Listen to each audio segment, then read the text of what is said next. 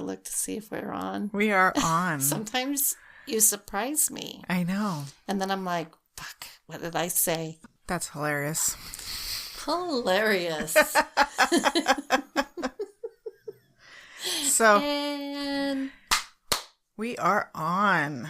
You brought peppermint schnapps. So delicious. And we had chocolate milk with peppermint shot. Hot chocolate Hot with chocolate. peppermint schnapps. That.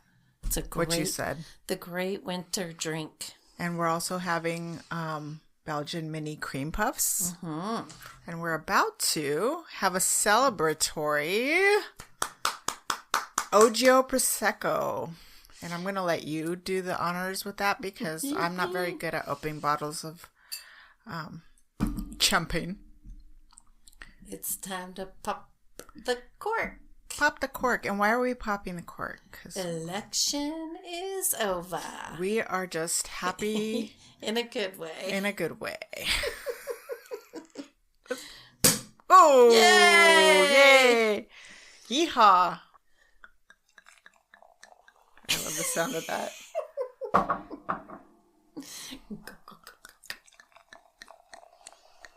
There we go. That's so funny. I was going to buy a bottle, totally forgot. And like minds think alike. Great minds think alike. I guess obviously we've been drinking before we started today. We had to unload. My mug was a big mug. Before we started recording. All right, do it again. All right. Cheers. Cheers. And happy end of election to everybody. Thank God. It's a dry one. It's very dry. Ugh. Okay. It's not bad. It's just dry. It's going to take me a Tastes minute. like a brute. It does have a tang. It has a bite. Maybe it has to air out. Okay. Woo! Okay. That's going to make me get drunk and have a headache. Okay.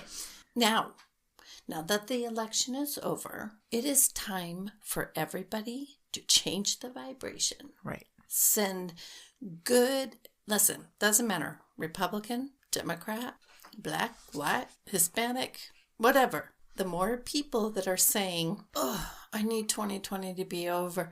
2020 has been awful.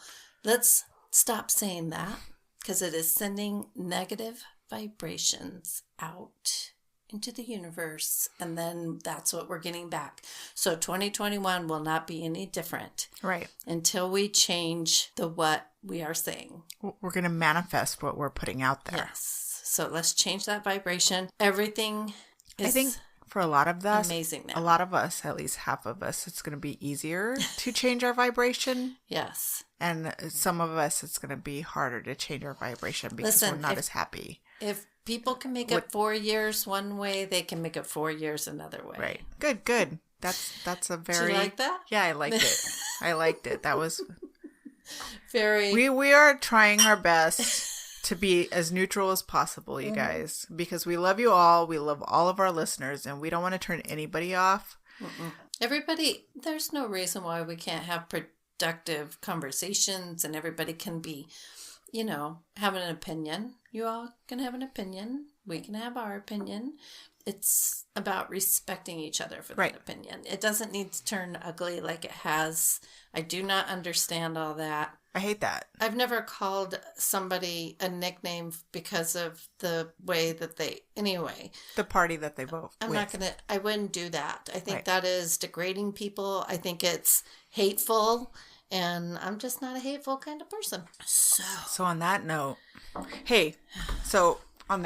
yeah, my story, which I'm not going to do right now because you're going first this time. Are you sure? No.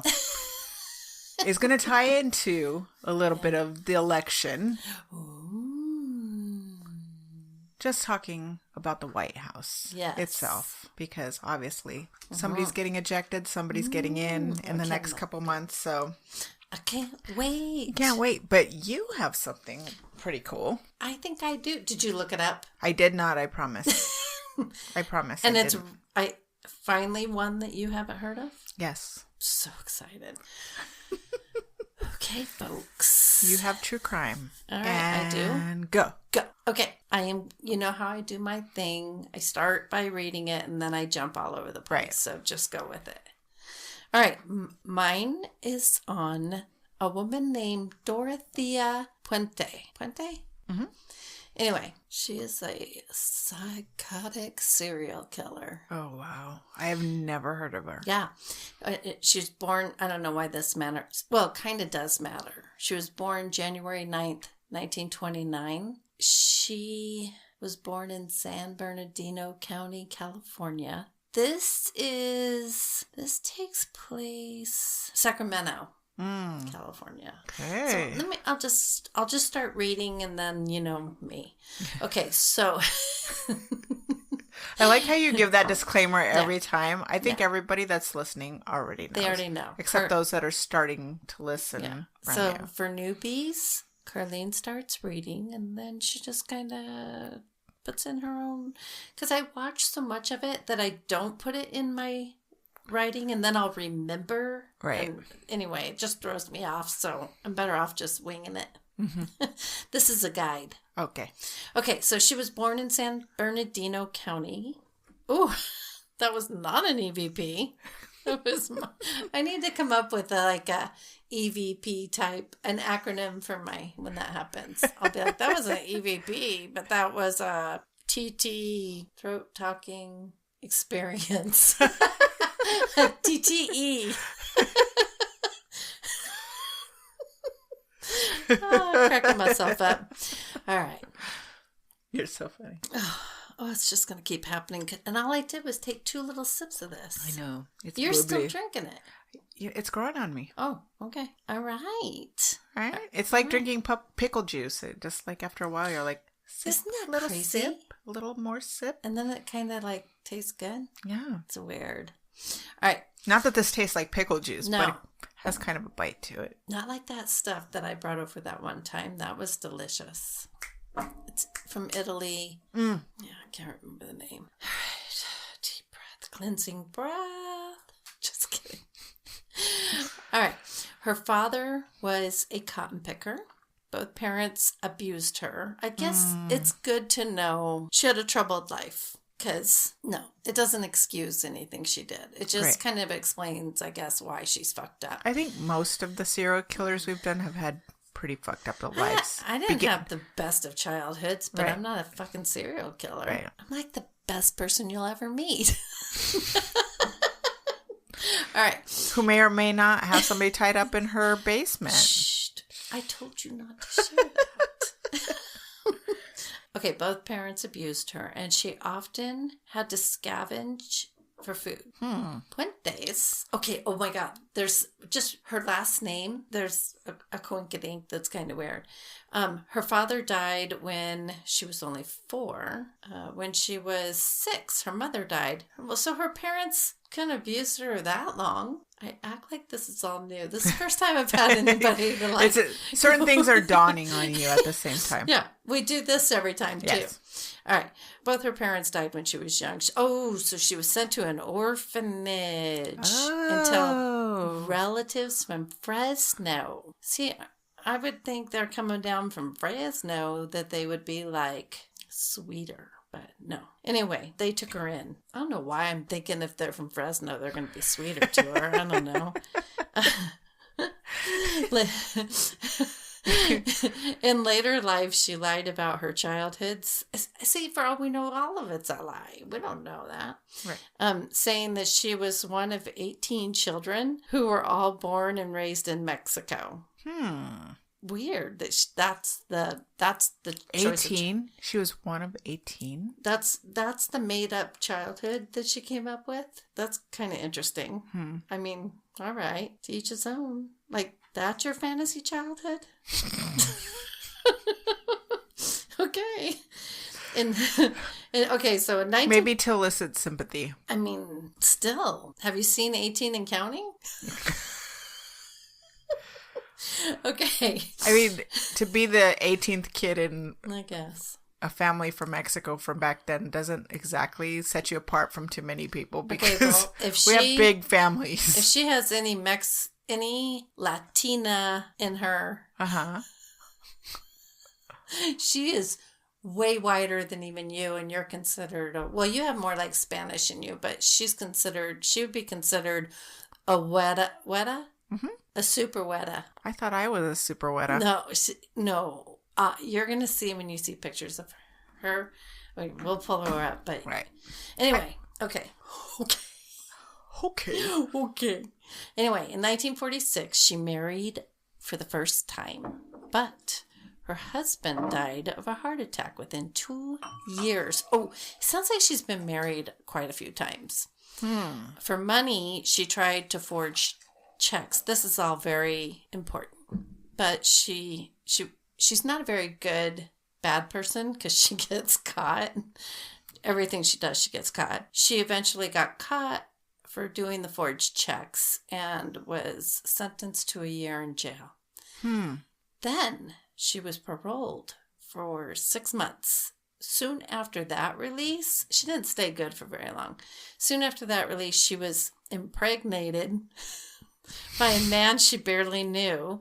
She ended up giving birth to a baby girl, which she had to give up for adoption, which, remember this, because when I talk about her sentencing, that's going to come up. Okay. Well, it sounds like that child lucked out. Yeah.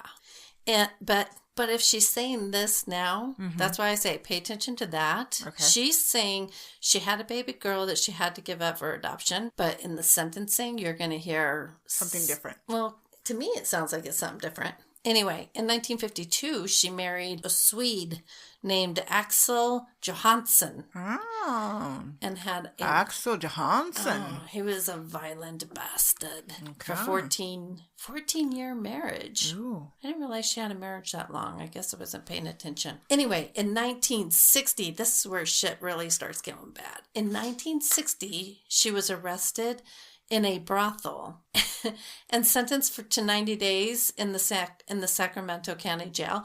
But I also heard... Okay, was she prostituting? Well, one of the stories that I heard was that she was running the brothel. Ah. So she doesn't sound smart enough to be a madam.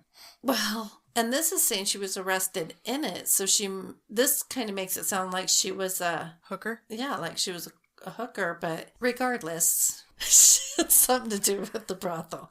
Okay. Then she was arrested again, this time for vagrancy, and sentenced to another 90 days in jail. But it doesn't say where she was arrested. Back in the brothel? I don't know. Following that, she started to get involved in a malicious illegal acts. Oh, and over time... Which is so not specific. But it gets more specific, I guess. They became more serious as time went on. Mm-hmm. And I guess the title serial killer kind of gives it away. Well, yeah. All right, drink break.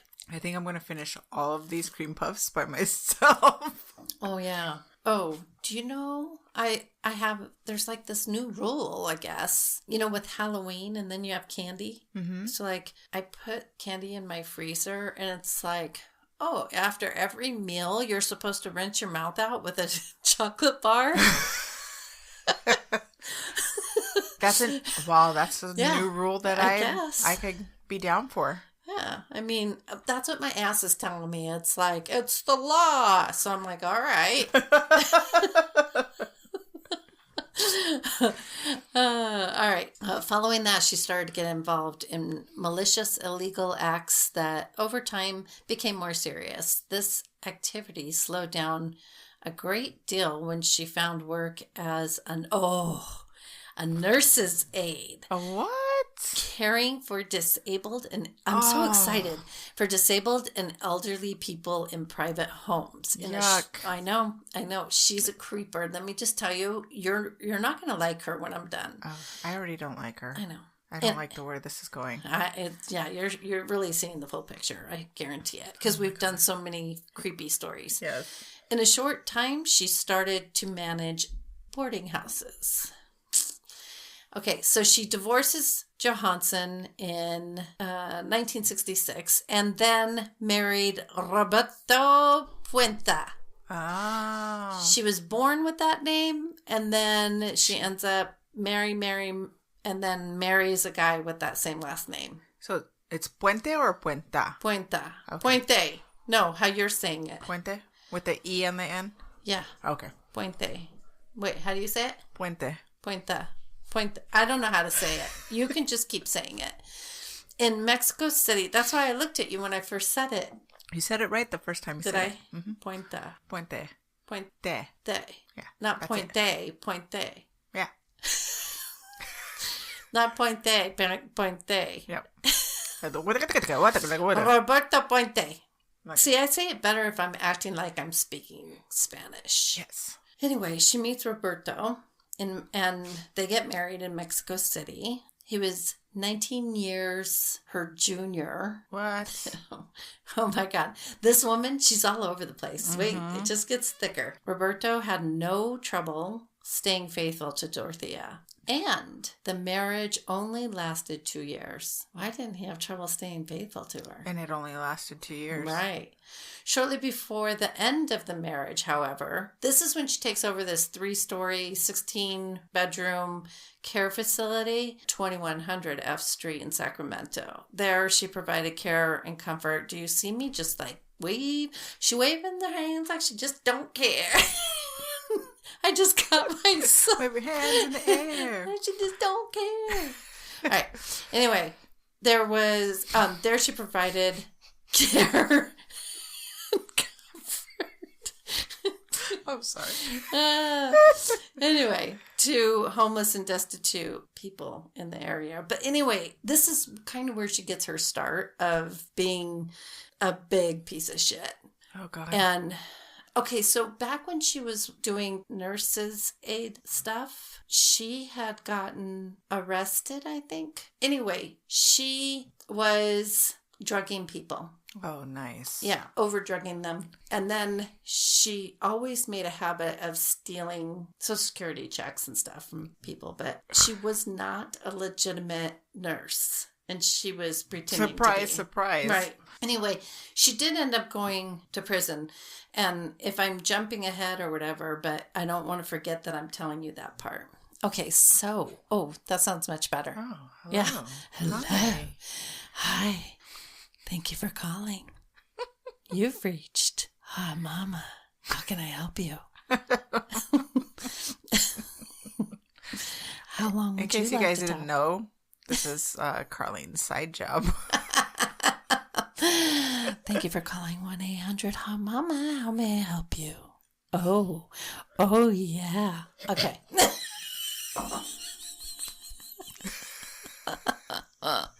Oh my God. Okay.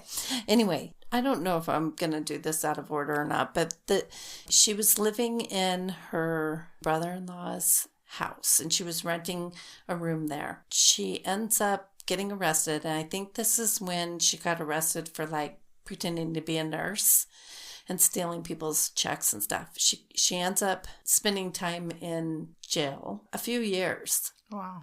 Yeah, so if I end up repeating this, because maybe I got it wrong, it's in here. Okay. Anyway, she then comes back and rents the whole house and turns it into a boarding house. So that's the gist of it. But let me just read this part, because I know I was getting ahead of myself and behind myself and under myself all over the place. Can I just say, for listeners that are listening for the first time and start podcasts in backwards order, if you hear snoring in the background, yes, there is somebody snoring in this room, but it's not Carlene and it's not me. It's my dog, Shorty. And we put her to sleep all the time, obviously. Where is she? She's right here by me. Oh, it sounds like she's like right by my feet. Oh my God, that was so loud. Okay, so I'm going to read what I wrote because I don't want to miss anything. Okay, so the address of the crimes is 1426 F Street in Sacramento, but most people just call it the F Street house. I'd call it like the fucked up street house, right. But F Street. F stands for fucked up. Fucked up. Okay, so now I want everybody put on your like vision. I'm going to give you a description of this woman. Okay. Because this is what made her. Yeah, this is what made her such a great con artist for this scheme. She was a grandmother-like looking woman. So she was tiny. You know, she's not very tall. She has short white hair. that has like, the big grandmother curls. You know how they all set their hair and curl it. And then she wore the really big, in the 80s, those big glasses. She wore those. She had this tiny little nose and these giant glasses and this little face. And she wasn't a very big woman at all. Mm-hmm. She was pretty petite in my eyes. So pretty much somebody from the Golden Girls. Yes. Okay. Yes. And she looked way older than she was, and that was on purpose. She would tell people that she was like 69 going to be 70. She sounds like Sophia. Yes, except she would tell people she was 69 going to be 70. Mm-hmm. Reality, she was 59 turning 60. So she was in her 50s and playing off this like old grandmother self. And she wore a muumuu? Oh, she just dressed it like a big time grandmother. Okay. Because her whole scheme was who's going to think a sweet old grandmother is going to hurt anybody or steal from anybody. I mean, she spoke up until the very end. She was never like super defensive or hateful, or she just spoke very sweet and, no, go ahead. Oh, if you go ahead. No, I don't want to. Oh, and she kind of played like, I'm just a dumb old lady. And I mean, I guess that like that. That's just so her. Okay. So Dorothea was known as this kind old woman because people see what they want to see. But at the same time, there were a lot of people that were pretty intimidated by her too, because she fucked with people. Yeah. So many people were oblivious to this woman's shady past as well as her present. She seemed to fool people with her Good Samaritan act of kindness. Dorothea's reputation at the F Street boarding house was mixed. Some tenants resented her stinginess and complained that she refused to give them their mail or money. Others praised her for her small acts of kindness and her generous homemade meals. Her motives for killing tenants were financial. The police estimates of her ill-gotten income totaling more than $5,000 a month. Did I kind of... Well, all right. Let's just go with it. So she's killing her tenants? Okay, well, basically, she would take people in. Social workers were like, oh, this nice old lady takes care. It was usually people that didn't have a lot of family or people that would notice that they're missing. Yes. And then she would take in people that had like alcohol or drug issues, or they were mentally... So she could cover it up. Right. And because those people a lot of time, they live on the streets, and then if they were at her house and then they just disappeared, and she could just say, well, they left. I mean, they're back on the street. I don't know where they are. Exactly. And nobody really invested that much time in looking for them. Because they were the dregs of society. Yeah. Basically. Right. Oh. So the murders began shortly after Dorothea began renting out space at the F Street home. In April 1982, 61-year-old Ruth Monroe began living with her in her upstairs apartment. Okay, so this is really sad. Her sons, this woman was only in her 60s, and her husband had died. He was terminally ill. And she was just really depressed. And her sons were like, we don't want you to live by yourself. And somehow, I don't remember how they found out about her. So they said, why don't you see if you can be one of her roommates? Right. And at this time, I don't think she had a whole bunch of people living in the house. It was just the two of them. So they thought they were doing the best thing for their mom. And in the beginning, it was a really great thing. One of the sons would go every day to see his mom. Yeah, she was only 61. Mm-hmm. That he would go and see his mom, and slowly he started to see that she was very sickly. Mm-hmm. And then the last time he saw her, she was just kind of paralyzed in bed. She couldn't respond to him. It was like locked-in syndrome.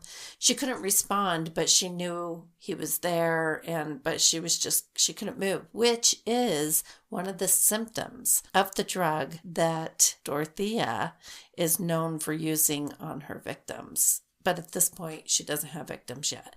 Right. Okay. So soon, this woman, Ruth, ends up dying.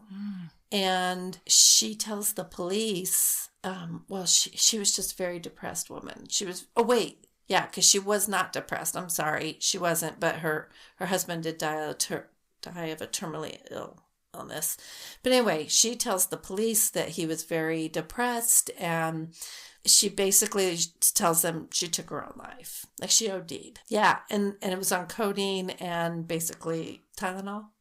And so nobody really questioned it because her sons were like, my mom wasn't depressed. Right. But whatever, nobody questioned it. Right. So that's crazy. They ruled it a suicide. And then a few weeks later, the police were back after a 74-year-old named Malcolm McKenzie. One of 4 elderly people, Dorothea, was accused of drugging.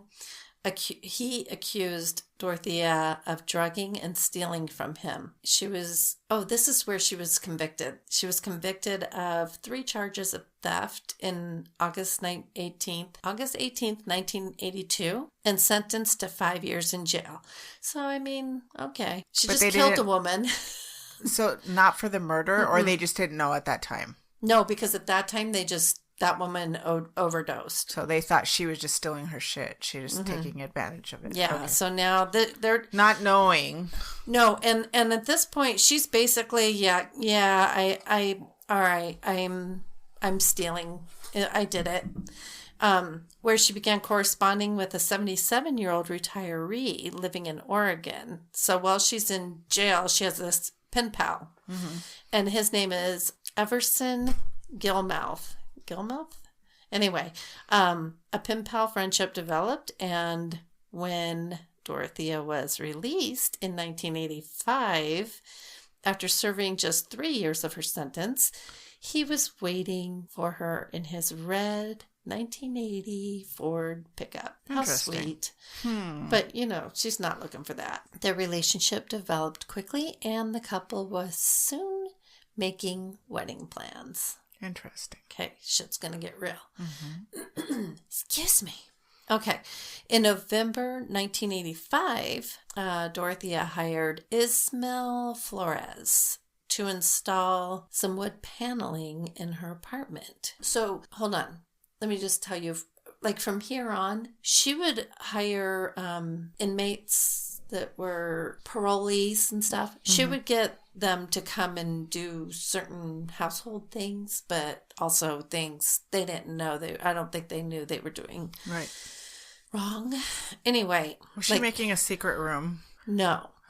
Okay. So for this guy's labor, in addition to $800, Dorothea gave him a 1980 Ford red pickup in good condition. What the fuck? Where's her hubby? Oh, which belonged to her boyfriend in Los Angeles, who no longer needed it. Well, how come? She asked Flores to build a 6 by 3 by 2 foot box. To store books and other items. Yeah, that she was going to bury in the backyard? No, not. She then asked Flores to transport the filled, nailed, shut box to a storage depot. Flores agreed, and Dorothea joined him. She was like, I'll come with you. I'm so sweet. On the way, she told him, let me help you. I'll show you where it's at. Okay, well then she's like, pull over here, where they got out. It was on Garden Highway in Sutter County, and she told him to dump the box out into the riverbank. Okay, at that point, you don't want these books? Yeah, aren't we littering? Why are we doing that? Why? You could have just tossed it in a dumpster. We didn't have to drive all this way. Weird. That's so weird. Hey, I'm getting $800 in a truck, so but whatever. He didn't put 2 and 2 together, the measurements, any of that? Okay. Evidently not.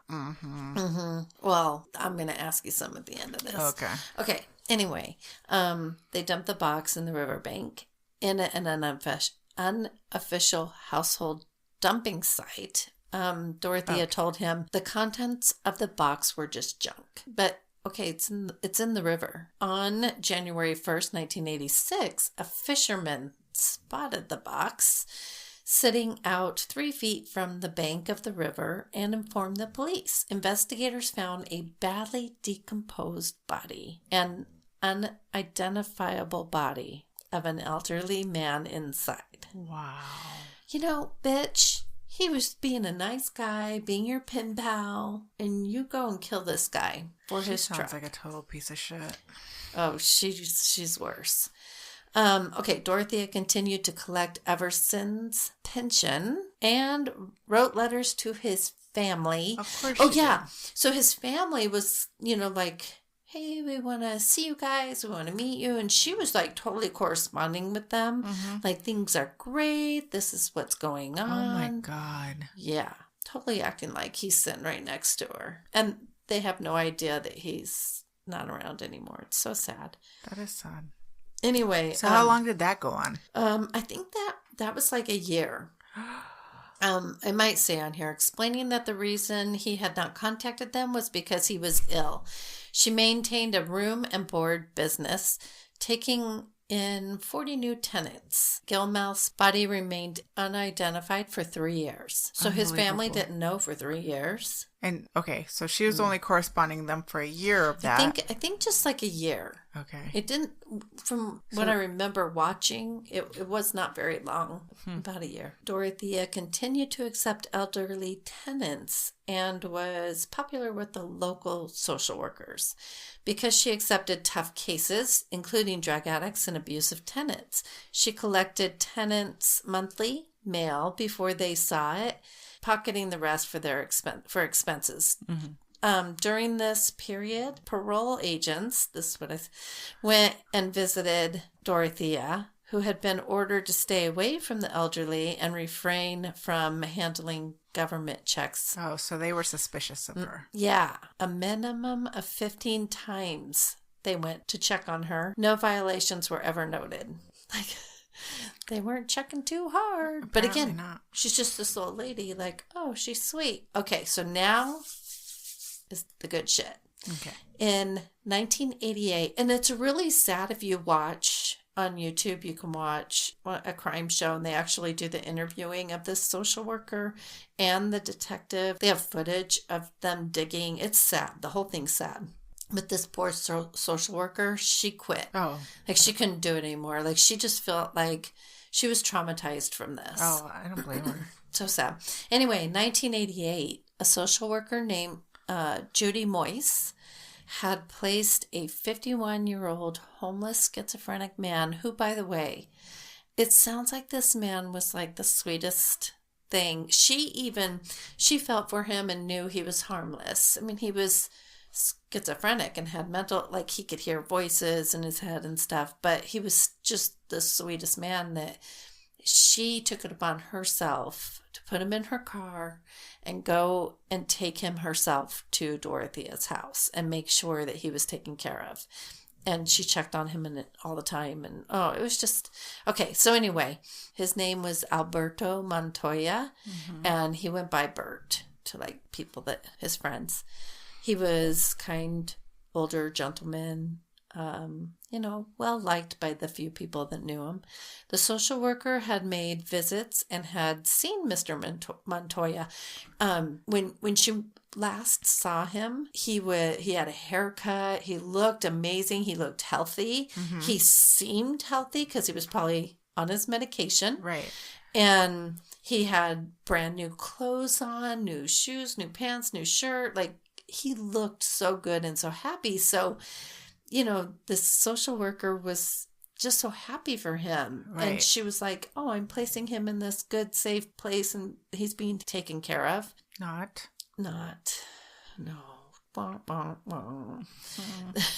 The social worker had made visits. Yeah. Then at another visit, I'm boring you.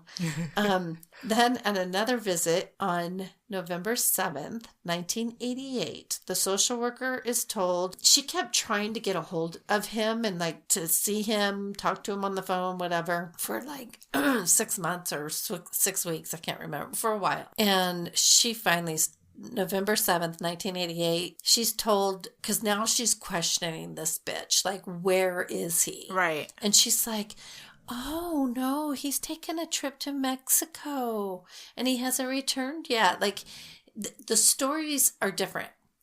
So some of the stories are like, he's in Mexico seeing my brother, the doctor, and he hasn't come back. And then there was other stories that the social worker began to grow suspicious when, after 6 months of Bert being at the home, all of a sudden he can't be found because he is supposedly,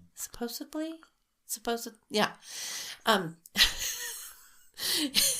Supposedly yeah, in Mexico and Dorothea assured Judy he will return soon, but he still hadn't. Meanwhile, his checks are being cashed. Right, like acting like he's still around, but he still hadn't after weeks. So Judy tells Dorothea, I'm gonna call the police. Like, this is ridiculous. I'm worried. You're not really giving me a straight answer. I'm freaked out. So then, when all of a sudden the social worker receives a phone call, this is when it gets weird.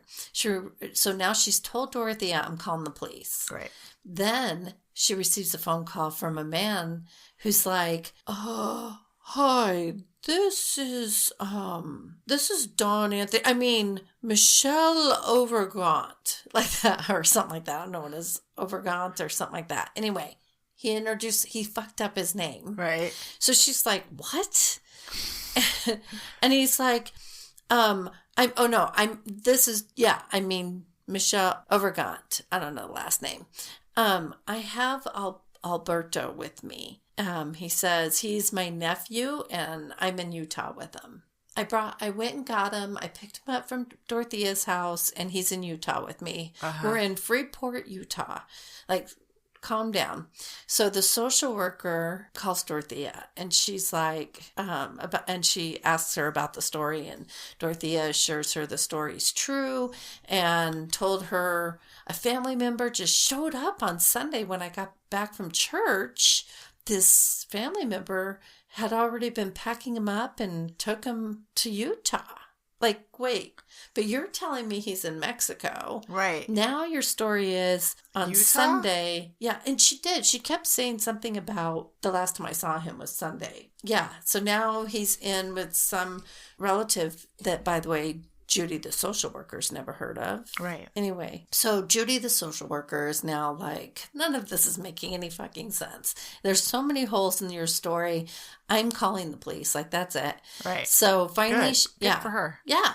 Yeah, because there's, like, I think these days they get so overwhelmed that I don't know that they would have taken the time to call a police. Right. I guess it depends on the social worker. Yeah, and how invested they are. But anyways, finally she contacted the police and had them investigate. A uniformed officer named Richard Ewing first took the initial report and did a welfare check on Bert, while Dorothea gave, that was a burpee.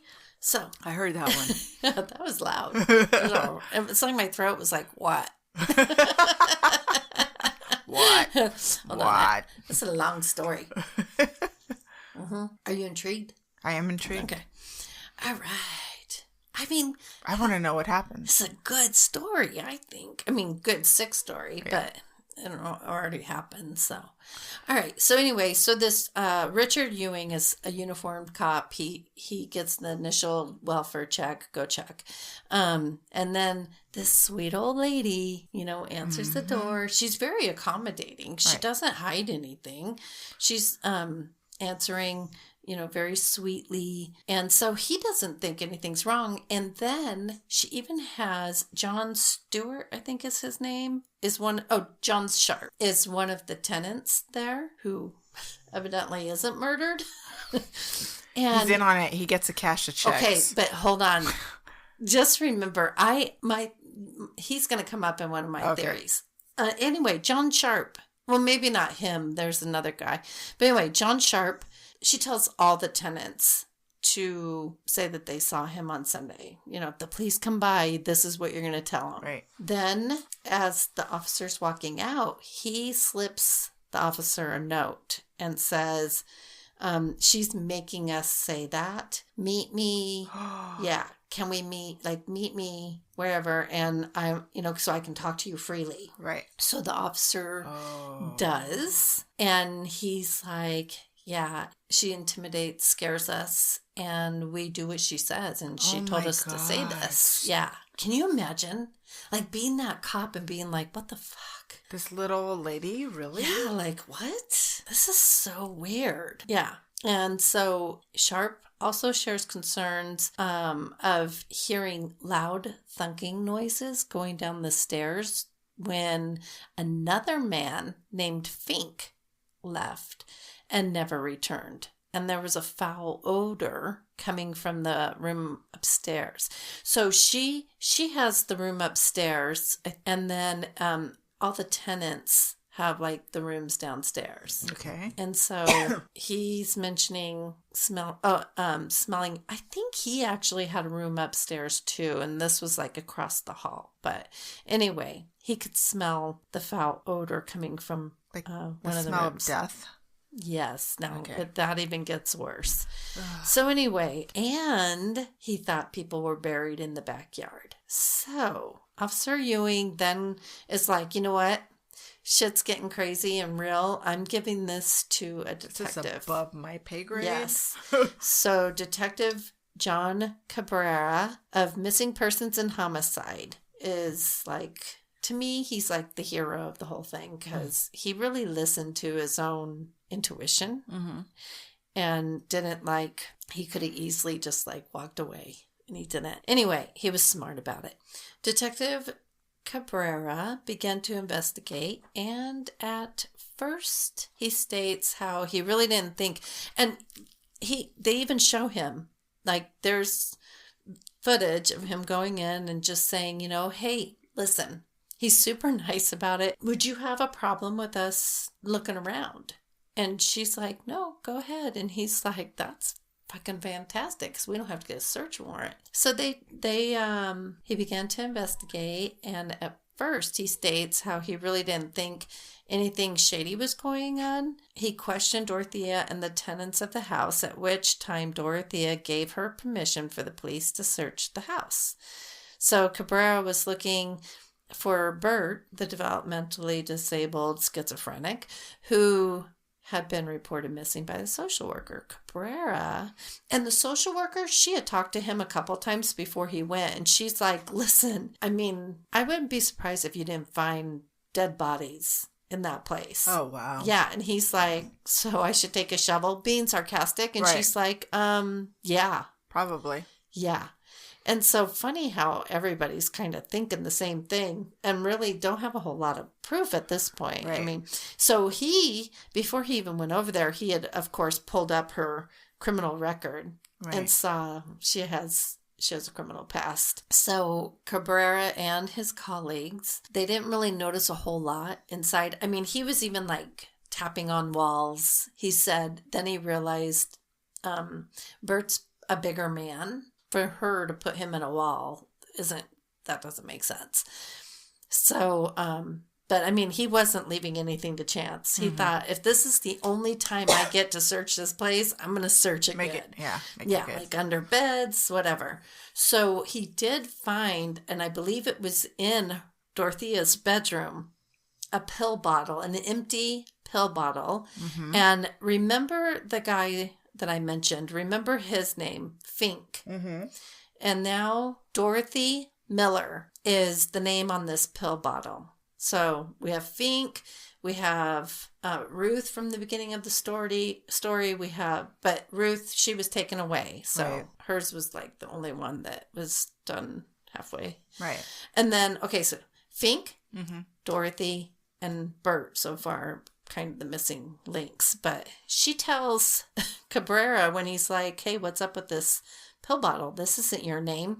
And she's like, oh, that was a relative that came and stayed, and it must have left it here. So he didn't think too much about it, but he did keep it in mind. That was this. Okay. Come on. That was great timing, though. Okay.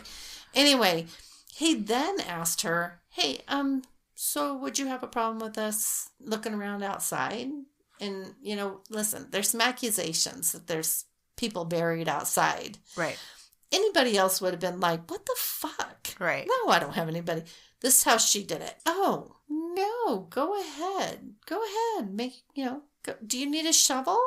She even Do you need a shovel? Yes, she even gave them an extra shovel. That's because that bitch knows she didn't have anything there. Yeah. Okay. So then they start digging, right? They just dug a few holes, like a couple here and there. But while digging, and it was only digging a few inches, they were finding like pieces of clothing. And so they're backing that up. And then they find like what they think is like leather from like a shoe or something. So they back that up. And then the detective says how he was like digging where there used to be a tree. And as he's digging, he thinks it's the root of the tree. So he's pulling and pulling. He like gets in the hole to get more traction. Uh-huh. And when he pulls out what he's assuming is the root, it's a femur bone. What? Yeah. So he pulled out a femur bone. She offered to give him a shovel? Mm-hmm. And she knew shit was back there? Yes. Oh my God. So now they're like, okay, shit's real. Everybody stop. We got to get like crime scene investigators out here. We got to seal this up. We got to make sure we're doing it right. So they ended up getting an anthropologist out there because they don't know. Could be. At this point, he still thinks she's innocent. She look at her. How's she going to get these bodies out here and bury them? And that's a good question. So anyway, she is not considered a suspect at this point. I know. Okay. I mean, because they and the femur bone, they're like, this has been here for a long time, so they're just like not even going there. Was that the husband? I don't know. Yeah. Well, no, because he got dumped. Oh, yeah. Okay, so the next day they have all the equipment, the anthropologist, yada yada yada. They dug up 7 dead bodies. Shut the fuck up. And they still think that there's more back there. Even to this day, they think there's probably more. Because she had, like, put concrete down in places. And when they were doing... You can watch the interrogation of her and another tenant. Uh-huh. Of 2 other tenants. Oh, no, wait. A tenant and her brother-in-law. Which is... The sweetest thing is watching her brother-in-law, who doesn't speak very good English. Right. And he is just so worried that he's in trouble. And they're like, you're not in trouble. And he's just like such a good human being. It was so sweet. But anyway, she's a bitch and took advantage of him. Mm-hmm. Even in the interviews, she is like, how would I do this? I'm just an old lady. I don't know where I was going with the whole... anyway, you can watch the interrogation. Right. It's pretty interesting how when they interrogate people, they purposely ask them questions over and over to see if they're going to get tripped up. Are they going to answer it the same? But she just plays this whole... I'm an old lady act. Anyway, no, I mean, she did. I gave you permission to search my yard. Yeah, bitch, because you knew. Yeah. Oh, so what happened was, so the day that they went out, the second day they went out, she's not arrested. She is at the house and they are digging. And then she comes out and asks Cabrera while he's digging, hey, I'm like bored and tired. Do you care do you need me here? Like, am I under arrest? Is there any reason to have me here? And he's like, no, I mean, at this point. What? Yeah. Tell me. After they've already found bodies? Right. And right. Like, why would you let anybody in that house go anywhere? Because you don't know. Well, she's like, I just want to go up to the cafe or whatever, the hotel, and get a cup of coffee. And he's like, absolutely, go ahead. It's just right up there. We'll come and get you if we need you. So she goes up right after she leaves. They dig up a full-on body. And he's like, bitch, that's why she left. She knew where they were digging at. Yes. Oh, my God. So... He's like, shit, goes to the lieutenant and is like, hey, this just happened. I just fucked up. Yeah. And he's like, oh, motherfucker, we got to go get her right now. Right. Well, by the time, obviously, she wasn't going to any hotel, cafe or whatever. She was bolting out of town. So she's nowhere to be found. for like 5 days. They couldn't find her, right? So now there's all these bulletins going out. This person's wanted. The news, the media is all over the street while they're digging up these bodies, and the story's out there. Mm-hmm. So she had already, I don't know where she was at this point. Oh, she was already reportedly in LA. She fled to LA where she was, okay, so she had already been targeting a new thing of men in bars for theft when she was arrested in LA. She was up to another grift. Yeah. And so she was in LA in a flea bag hotel near the city, Skid Row. Oh my God. That sounds like, you know where it sounds like she was? By that hotel. Crazy. So, a man Dorothea met at the bar tipped off police after seeing her face on TV. So he's at the bar. Her face flashes up. He calls. They run into the bar or the hotel and get her. Interesting.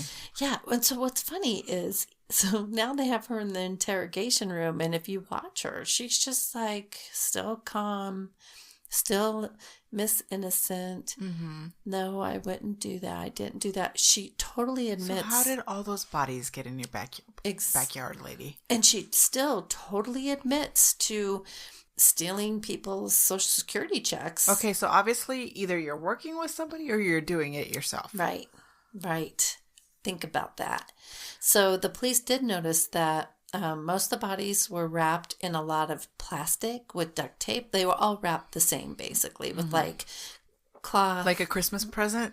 Yeah, like cloth. Like it's almost like, okay, so what happened was that room where the corpse smell, they said it was like that was the morgue. Mm-hmm. And so it was saturated with body fluids. Oh.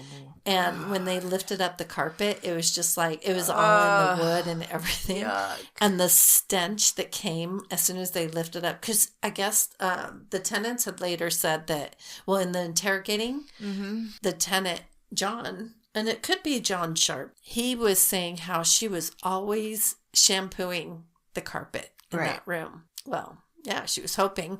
But even from the stench outside, neighbors they would complain. And yeah, I was going to say, but she would always. Obviously, she wasn't embalming them. She was just putting them in the ground. So there had to be that smell. Yeah, and I think she thought wrapping them up the way she did would seal them up enough. But no, dumbass. But yeah, neighbors during the summer, they couldn't even turn on their AC. Oh, Jesus because the stench Christ. was so bad. Oh, God. And they would ask her about it, like, what the fuck is that? And she's like, I just put some manure down. Can I tell you? It was so bad. Completely unrelated, but when I had a small house in the back, I'm sorry. No, I'm taking a drink. In the back of my parents' house. And one day, this cat just shows up at my front door. Just meow, meow, like on its last legs. Oh. And so I go and get some water and I bring it out and I'm like trying to and the cat literally dies in my arms. Oh, that's so sad. Minutes. So I go bury like a dumbass. I put him in like a Glad bag or something and then tied it up because we had a dog. Mm-hmm. And I shared a yard with my parents. So, and then put him in a shoebox and then buried him in the ground. Well, a few days later, Ebony, our dog, dug her up. No. Unbeknownst to me. Mm-hmm. But I had a swamp cooler that faced my parents' backyard. It was just attached to the wall right next to my bed. And I'm sitting there watching TV. And all of a sudden, this horrible stench, because the swamp cooler is just sucking out the air from outside and bringing it in. It was the stench and it's of a humidity too. Yes, humid air. Yes, it was right in the middle of the summer. So me putting it in that Glad bag and it cooking for a few days, and then the dog. Girl, yeah. That smell is permanently embedded on my brain. Yes. No. So I can only imagine what these neighbors are smelling. Yeah, dead bodies. Yes. Oh my God. And not just one, like several. Yeah. So anyway, even though there were now 7 corpses buried in the yard, yes, police uncovered 7 dead bodies and actually believe There are more to this day. So I'm just making sure I got all of it. Oh, yeah. So she was telling them because Cabrera kept asking her about the lime.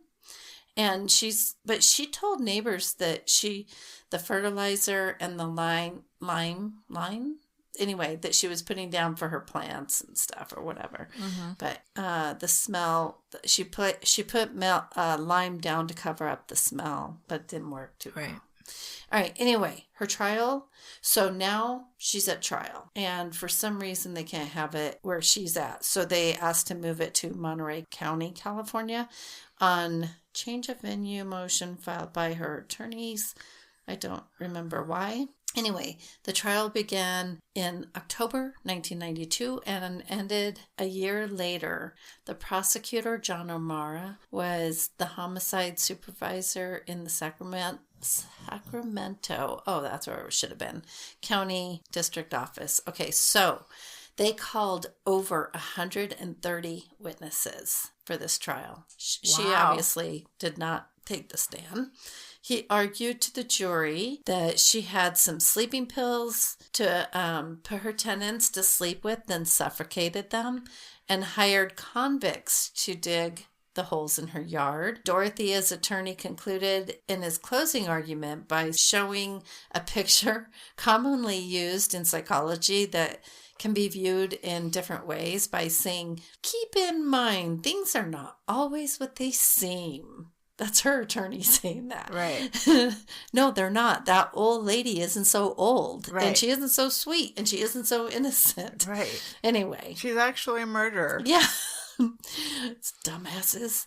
The jury deliberated for over a month and found Dorothea. A month? Mm-hmm. Holy crap. They said it was one of the longest. That's a long time to deliberate. Yeah, but get this. Okay, so she was found guilty of 3 murders. The jury was deadlocked 11-1 for conviction on all counts, and the lone holdout finally agreed to a conviction of 2 first-degree murder counts, including special circumstances, and 1 second-degree murder count. The penalty phase of the prosecution was highlighted by the prior convictions introduced by O'Mara. Hold on, can I just say, so one of the ones they did not put in there was obviously Ruth. Her family didn't get justice for her because she was listed as a suicide. The prosecutors wouldn't go back that far. Well, they just didn't put it in there, I guess. It's weird. They didn't. That's bullshit. Yeah, because they said there was no way to prove that it wasn't a suicide. At that point. Yeah. And then the others, I mean, I guess she got convicted for 3. But anyway, the defense called several witnesses that showed Dorothea had a generous and caring side to her. Witnesses including, Fuck? Yes. Who cares? Remember? Who cares? She fucking kills people. But that's all negated by the fact that she had a whole backyard full of fucking bodies. Dead bodies. And that's only the ones that they found. Right. That doesn't include the ones that are still missing that were found. But she gives to charity. Yeah. And she's a nice person. And she makes cookies for the freaking whatever club. Remember what I said about her daughter at the beginning? Mm-hmm. Okay. Witnesses, including her long-lost daughter, testified how Dorothea had helped them in their youth and guided them to successful careers. Didn't it say at the beginning that she gave her away? Mm-hmm. Yes, but now they have her testifying, saying that she was there for her. Maybe she contacted her after the fact. Oh, somehow. I'm sure she did. Because they sent her home. Like, they interrogated her. And then she was like, am I going to have to stay here? Am I being arrested? He's like, no. We'll get a taxi. We'll even pay for the taxi. And you guys can go home. And so she still got to go home. Even after all of that. I mean, they didn't arrest her right away. That's for sure. Yeah. It's insane. Her act must have been really, really good. It was Just wait until you just pull her up. Okay, You'll see. Okay, so mental health experts testified that Dorothea's abusive upbringing and how it motivated her to help the less fortunate. At the same time, they agreed she had an evil side brought on by stress of caring for her down and out tenants. Oh, I'm sorry. Oh. Let's make an excuse for her evil side. It's their fault. Yeah. Bullshit. That's why she had to kill them. Right. And bury them in the backyard and cash in on their money. Right. Fucking whore. Oh, sorry. Did I say that out loud? I thought I was just thinking it. All right. O'Mara's closing argument focused on Dorothea's acts of murder. Does anyone become responsible for their conduct in this world? He's saying these people were human beings. He says they had a right to live, did not have a lot of possessions, no houses, no cars, only their social security checks and their lives. She took it all. That's a good closing statement. Exactly. Death is the only appropriate penalty for her. Her attorney responded by evoking Dorothea, the child and caregiver. Peter Vlotton addressed the jurors. I think this is one of her... The child and caregiver? Yeah. What does that mean? I don't know. In confidential tone. So while the prosecutor is like really loud and like, come on, how do you people not see this for what it is? Hello, people. Her attorneys are like, what is the value of Dorothea's life? Like, that is the question. Does she have to be killed? He would talk very soft and gentle, and Dorothea's childhood touching on the traumatic aspects that shaped her life. This is how he would he was very soft. And you've heard of the despair, which was the foundation of her life, the anger and the resentment. If anyone in this jury room tells you it was not that bad, ask them, would you want that to happen to yourself? Would you want that to happen to your children? I'm led to believe if there is any reason for this to be living on, if there's a reason for us to be living on this earth, it is to somehow enhance, she didn't enhance anybody's fucking life, enhance one another's humanity, to love, to touch each other with kindness, to know that you've made a difference on each other, to breathe easier because you have lived. For fuck's sake. No, this is his whole speech. I submit to you, ladies and gentlemen, that is why these people come to testify for Dorothea. I think you can truly understand why so many people testified and asked you to spare Dorothea's life. So just as they have 130 people too, like, wasn't it the other side that said they had 130? Mm-hmm. Because I remember watching it and them saying, we have 130 fucking people saying she's a whack job and she has fucked them up the ass. Okay. Well, I guess they had a lot to say. What a great person she is. That just only proves that she was a schizoid. They say she had multiple personalities. She could be nice, and she... It's not that she had multiple personalities. She's a great con artist. Right. You can watch the YouTubes that are of her, and she plays the sweet old lady. I don't know why you're thinking I would do something like this. It just makes me think of the lady that plays Yolanda Saldivar on Selena. Did you ever watch Selena? Yeah, I've watched it a few times, but I don't remember things like that. The chick that betrays her and kills her. Yes. Yeah, I mean, she didn't have different personalities. She was just a good... Yeah, she was a good... You're my friend. She was a good person. She had a good way of conning people with... I mean, look, right down to her costume. Mm-hmm. She made herself deliberately look older so she can look like the old granny who could... Oh, and in the interrogation room, she kept saying, I mean, I I can't do yard work anymore. My back and my knees or whatever. She was constantly, she kept focusing on that. So like, then they would think, oh, there's no way in hell she could lift a body. But the reality is, oh no, she had dunk, dunk, dunk, dunk you heard going down the stairs. That was her. She also 100% had assistance. Anyway, he then continues saying, then will you understand why these people believe Dorothea's life is worth saving, that is mitigating. Bullshit. That is a human quality. She's not human. That deserves to be preserved. No. It is a flame of humanity that has burn her in hell inside Dorothea since she was young. Slowly. That is the reason, blah, blah, blah, blah, blah. Okay. So he's saying, this is why oh my God, this is why, just give her life without parole. No possibility of parole. And so how about just the death penalty? And actually, like I always say, I tell my kids, like, if anything ever happened to me, I was murdered or something, I do not want those MFers to get the death penalty because that's too fucking easy. They need to suffer here on earth until they rot in prison and die. And no, I don't have a problem with murders. All right. She was convicted of 3 of the murders through, though the jury could not agree on the other 6. Oh, there were 9. Oh. There were 9.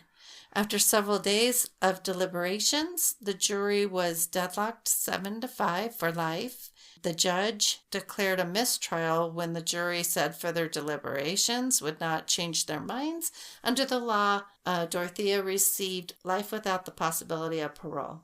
She was incarcerated at Central California Women's Facility. For the rest of her life, she maintained her innocence, insisting that all of her tenants had died of natural causes. Oh, so then she just buried them in her backyard. Yeah, for convenience sake. Just report it to the state. That's what you're supposed to do. But then she wouldn't get their checks. Oh my God, psych. She died March 27th, 2011 in prison at the age of 82 from natural causes. Oh, I'm so sad. Wow. That was a long one, but... That was long. Fucking good.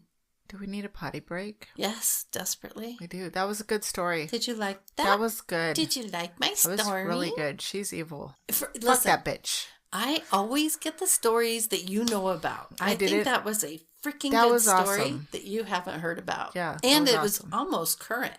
Yeah. The 80s? Except she's dead. She's dead. 2011, though. The bitch is dead. Not that long ago. Nope. Crazy fucking freak. Good job, Carlene. All right. We are going to take a break. And here's a word from our sponsors.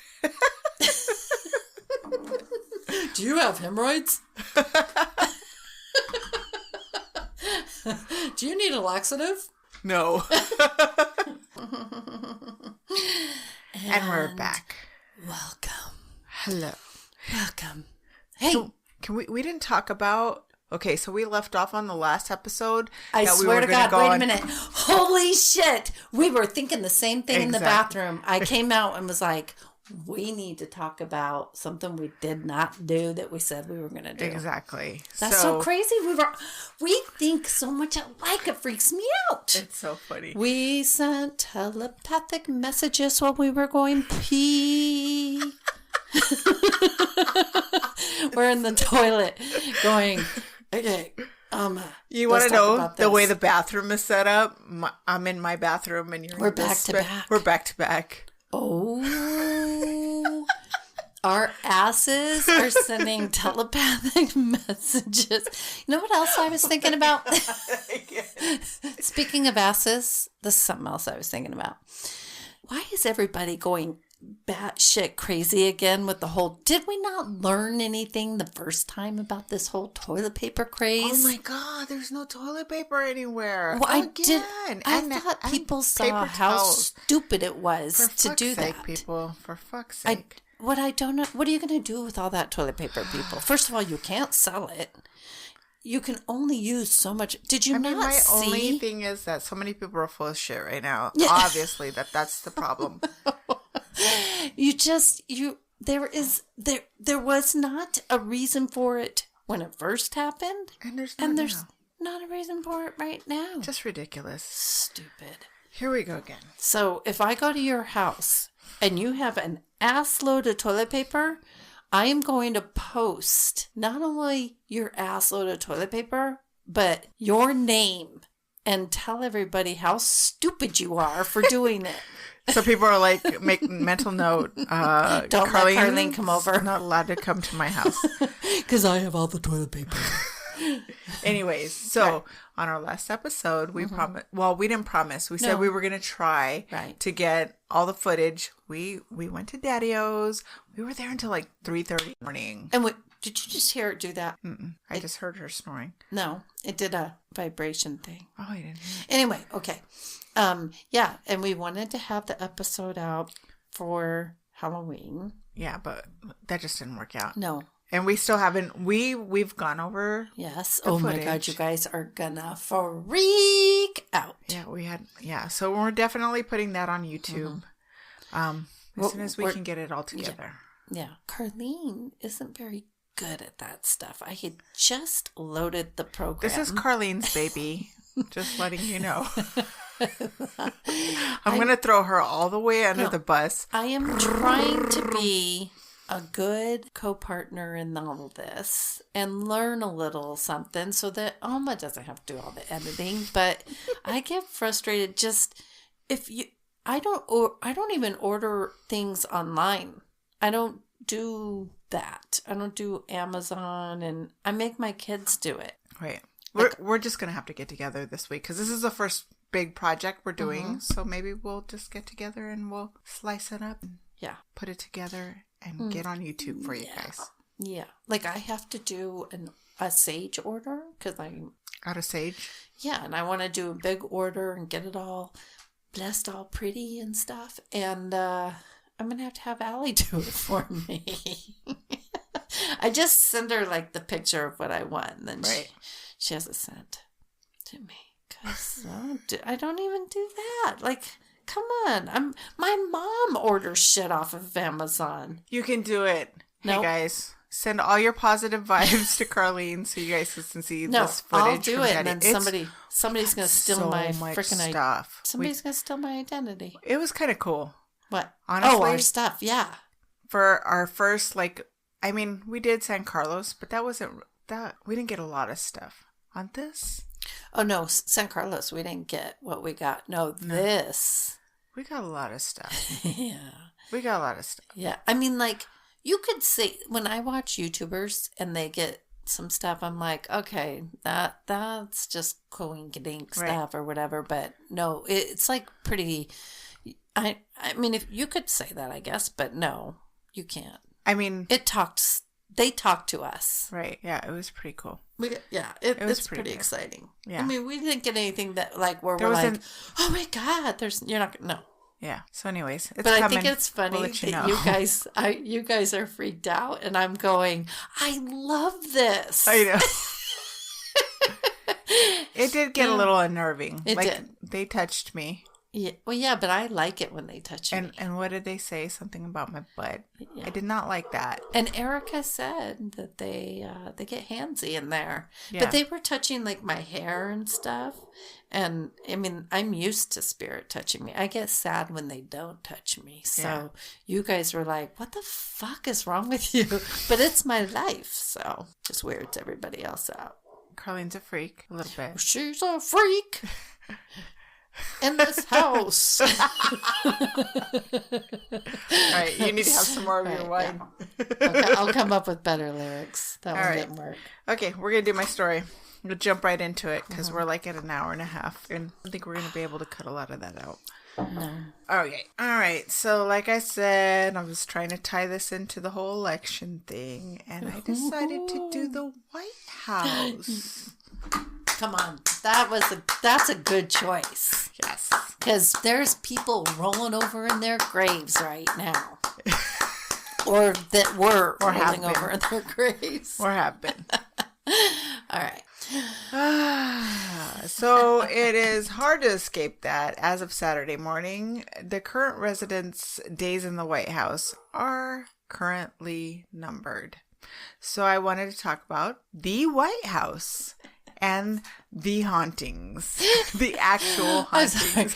I cannot contain myself. It is so nice to have this all done and over with. Yes, it is. All right. So we're going to talk about the people's house. The fucking people's house. By the way, it's the people's house. Exactly. And it's, never mind. I'm not going to say something. Okay. I was going to say something mean. Don't make me have to cut stuff out. No. All right. Which, strangely enough, happens to be one of the most haunted houses in America and has the most documented accounts of hauntings that exist in the form of official White House correspondence over the last couple hundred years. Can you imagine? Can you imagine what those White House tapes have on them? Oh my gosh. The EVPs that they probably I wonder. Have. But they wouldn't, because it's kind of like an understated, like, they don't talk about this stuff. No, they wouldn't. This is a lot of stuff that just has come out. But can you imagine what's probably on a lot of those tapes? I bet you there's stuff. Oh, I guarantee it. I bet you there's stuff. That they probably haven't even caught, though. Like, people probably wouldn't even know to have listened for. So considering that 1600 Pennsylvania Avenue happens to be the most haunted and famous haunted... that is not a ghost. That is the dog, but what perfect timing and how freaky that sounded. It even got me for a second. Let's see if it translates to being recorded. That was amazing. All right. So considering that it's been the official residence of every president since John Adams in 1800, the land it sits on used to be swampland. What? And all that whole area is swampland. I did not know that. They got it for a dill. Heavy. They got it for a still, basically. I notice I breathe really heavy sometimes, so I try to back away. I try to cut as much of that out as possible. Okay, yeah, I can't help it. And the original structure was built between 1792 and 1800. However, the mansion was burned down in 1814 during the War of 1812 by the British Army when they came in and sacked Washington. What? Yeah. I know so little. We're about to go down a little bit of history here. I love it. The fire destroyed the interior and charred much of the exterior. Of the microphone. Oh, shall we toast? Yeah, that's it. Toast to Alma's story. Charged. I've been drinking the whole time you've been reading. Hold on, everybody. Let me just tell you. Yeah, there's a good portion of this bottle gone. And that was me. And it was Alma. All right. I kept just pouring. I was like, I'm not buzzed yet. I need to be a little bit more buzzed. I kept pouring myself a little bit more and a little bit more. That's what happens when you go first, though. I just sit here and drink. And you didn't drink anything during your story. Well, no, but that's what happens. Like, by the time it's my turn to do my story, I'm like, zip, and that's, so now you're That's me. That's me right now. Yep. All right. Okay, sorry. Okay. The fire destroyed the interior and charred much of the exterior. Reconstruction began immediately, or almost immediately, and the president at the time, President James Monroe, moved into the partially reconstructed executive residence in October of 1817. Sorry.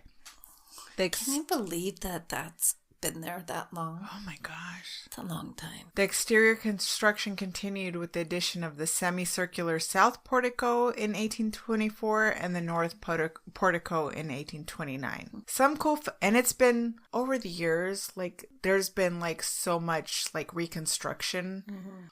In the Truman era, it was pretty much almost falling apart, and they had to do major reconstruction in that time. So some cool facts about the White House really quick. You would think, because if that was swampland, how much settling happens in that place? Right. That makes it kind of like, my house has cracks all over the place. Very swampy. Yeah. And my house wasn't in swampland. Not here in Arizona. There's no swampland in Arizona. It's dry land. Sometimes it feels a little swampy in July and August, but There is no swampland. Okay, so some things about the White House that you should know. There's 132 rooms, 35 bathrooms, and 6 levels in the residence. Jeez. There are also 412 doors, 147 windows, and 28 fireplaces, 8 staircases, and 3 elevators. Wow. You would think there would be more elevators. You would think. That's weird. Are you okay? I'll just wait. Are you going to talk about like the residents? Yeah.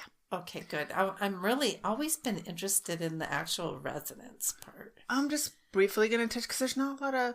I just want to know, like, how big is it actually? Oh, does it say? No. I didn't get into that like a lot. Yeah. The White House kitchen is able to serve dinner to as many as 140 guests, and hors d'oeuvres. I almost said hors d'oeuvres. Hors d'oeuvres to more than 1,000. Can I just say, by the way, people, you try to do this. You get so into it when you're reading it that you do make silly mistakes like that, where you're like... It's funnier to read stuff than to actually, like... Yeah, and I always do a pre-read, like at least twice at home, to just make sure everything sounds right. And then by the time I get here, nothing sounds right. The hors d'oeuvres. The hors d'oeuvres. What's a hors d'oeuvre? That's what I would have been doing at home, like looking it up. What is that? Oh, what an idiot. So they can serve... Yeah. Sorry. Hors d'oeuvres to more than 1,000 people. All right. They can serve that many whores? Yes. Well... The White House requires 570 gallons of paint to cover the outside surface. Wow. And at various times in history, the White House has been known as the President's Palace, the President's House, and the Executive Mansion. And President Theodore Roosevelt officially gave the White House its current name in 1911. Who did? Roosevelt? Or 1901, sorry. Did you say Roosevelt? Teddy Roosevelt. Really? Can I just hold on? I kept thinking that was me breathing into the microphone. It's the dog. It's the dog. Yes. And I even kept backing away. I even held my breath. And I just realized I'm talking and I can still hear it. Okay. It's the dog. For people that have been listening for a long time, Shorty's gained a little bit of weight this year. Yeah, it's been a rough year since she got pregnant. And her breathing has gotten a lot heavier. So we have her on a diet. A special diet. Oh, do you? Yeah. Oh. I'm trying to help her out. And I've been taking her for more walks, too. So that's good. All right. Okay. So now about the ghosties.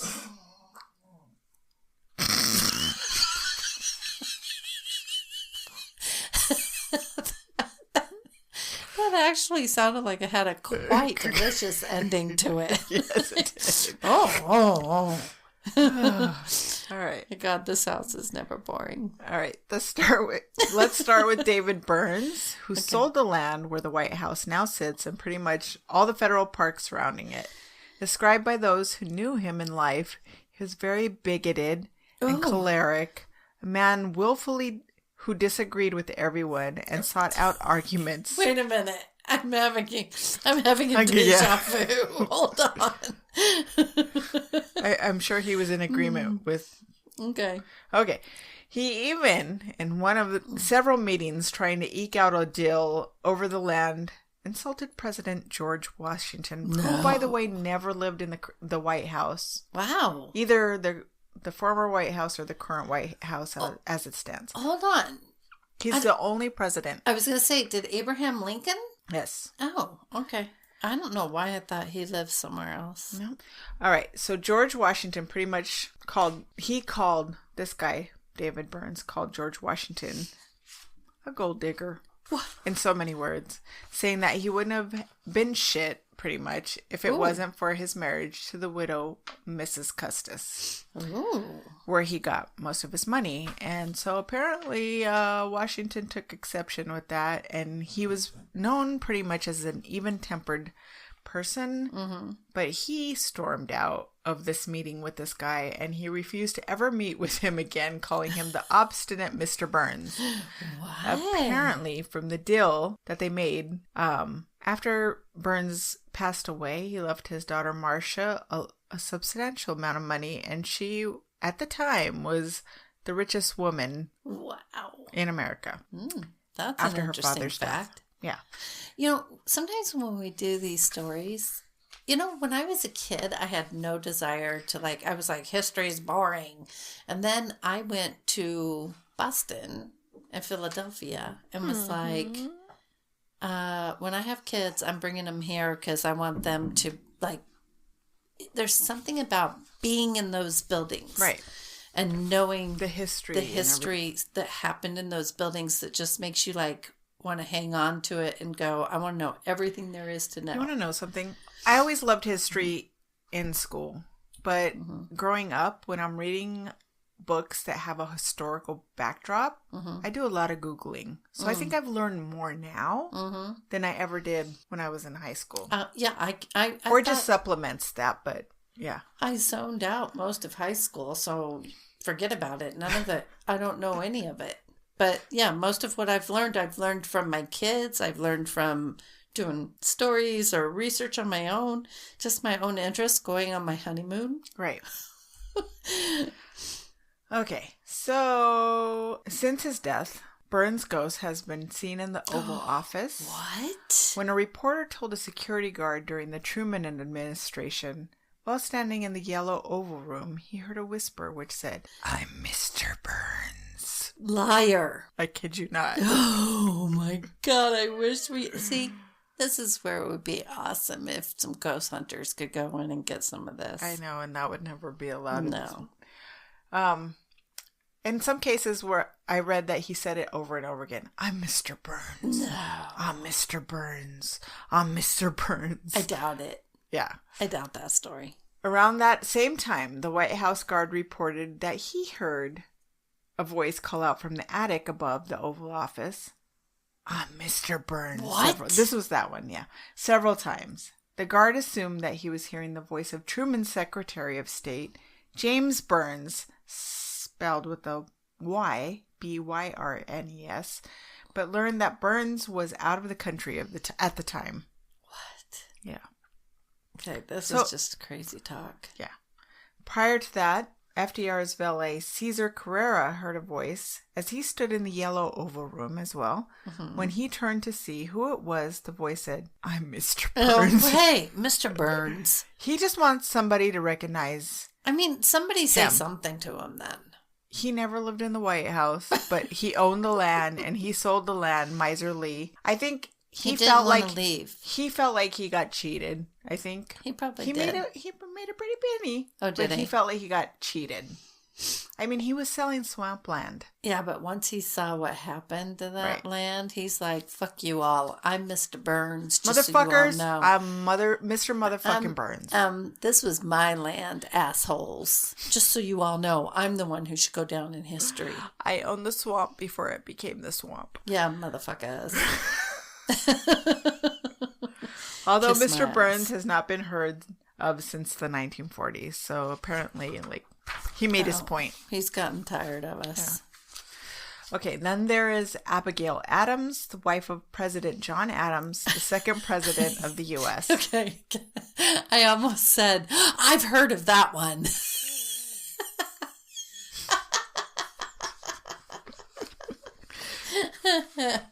Oh, that's hilarious. Well, you probably have. Of course I've heard of Abigail Adams. Come on.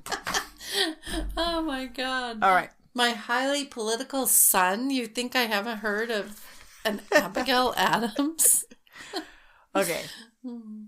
Wife of the second president of the U.S. and also the mother of John Quincy Adams, the sixth president of the United States of America. What a cool bitch, man. I know. Well, you have no idea.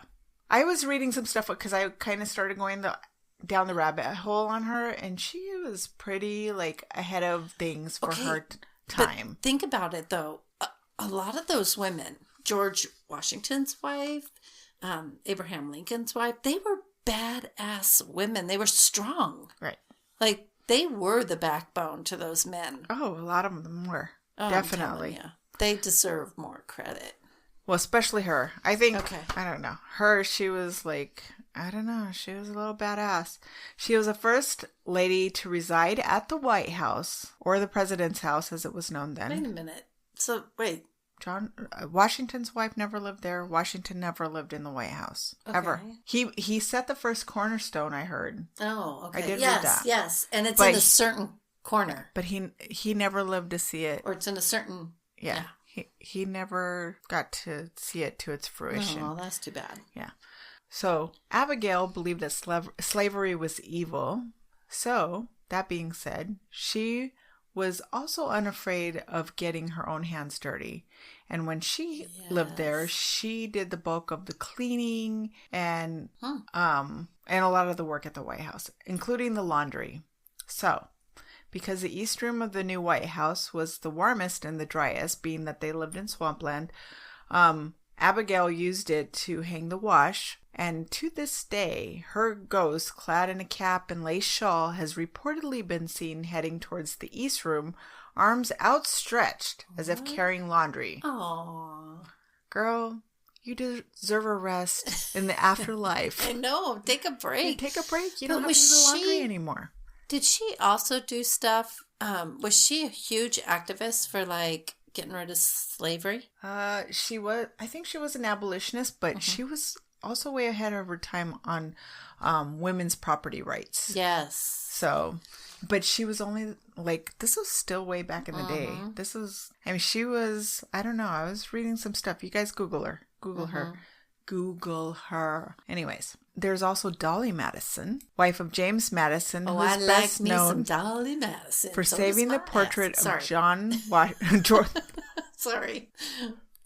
Wife of James Madison, who is best known for saving the portrait of George Washington that hung in the White House dining room when the British attacked Washington. She didn't abandon the White House until she knew the portrait was safe. And also there was like the Constitution and some other important documents that she, like, I guess there was a tunnel that went under the White House and she went through there and pretty much, I wouldn't doubt that tunnel still exists. Oh, yeah. I'm sure it does. For sure. Pause, sidebar. I forgot to tell you how much I like your shirt. You like it? Yes. It's warm and it's been in my closet for a while. So I finally got to pull it out because today's pretty much the coldest day we've had. It's the cold day. Yeah. But I almost wore my plaid, my big shirt. Oh, you did? You should have worn it. I opted for this because it was cozier. I mean, we're kind of like in the same monochromatic like color scheme. Yeah. Oh, and gray. Yeah. And black. Yeah. Yeah. Gotcha. I hear you. But I meant to tell you that earlier. So sorry. Go ahead. This is like, go for it. I'm going to have another drink. I'm going to get more burpee. You need to catch up? All right. Anyway, she also planted the OG rose garden at the White House. Hasn't that been ripped out now by the latest? Yes. It was, yeah. That's heartbreaking, but go ahead. We'll see. We'll see what happens. At the White House, and many years later during the Woodrow Wilson presidency, his wife decided that the rose garden would be removed. But Dolly made an appearance. She was going to move it she was going to take where it was and move it somewhere else because she was like, oh, I don't like it right there. Yeah. And apparently Dolly took issue with this and she made an appearance to the workmen that were getting ready to like raise the whole rose bed. And she gave them a scolding and they all like almost shit their pants and took off.